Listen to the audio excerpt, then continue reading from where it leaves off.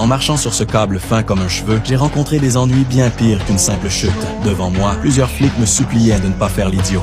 Leur voix trahissait une urgence désespérée, comme s'ils s'attendaient à me voir plonger dans un trou noir d'un instant à l'autre. Moi, j'ai juste souri doucement, et sous leurs yeux médusés, j'ai hissé ma perche d'équilibre sur l'épaule, avant de faire demi-tour d'un geste net et précis. Les flics derrière moi ont tenté de m'attraper, mais ils n'ont même pas effleuré le bout de mes vêtements. Je m'en fichais complètement, et j'ai remis les pieds sur le câble, déterminé à pousser le jeu encore plus loin cette fois. Arrivé au milieu, je me suis brusquement agenouillé, non pas sur le câble cette fois, mais directement sur ma perche d'équilibre. Puis j'ai lentement écarté les bras et baissé la tête pour regarder la foule en contrebas. À cet instant, j'étais comme un oiseau enfin libéré de ses chaînes, savourant un paysage de nuages qui n'appartenait qu'à moi. Mais ma fierté n'a pas duré longtemps. Mon pote a eu des problèmes, les flics ont à nouveau chargé, essayant à la fois de m'agripper et de l'emmener. Pourtant, je gardais un calme olympien et sous leurs regards incrédules, j'ai encore changé de direction. Ces flics ne pouvant que rester plantés là, impuissants, debout sur ce câble, j'étais le seul maître des lieux. Puis j'ai fait un geste encore plus dingue. J'ai posé un pied directement sur ma perche d'équilibre. Tous les flics autour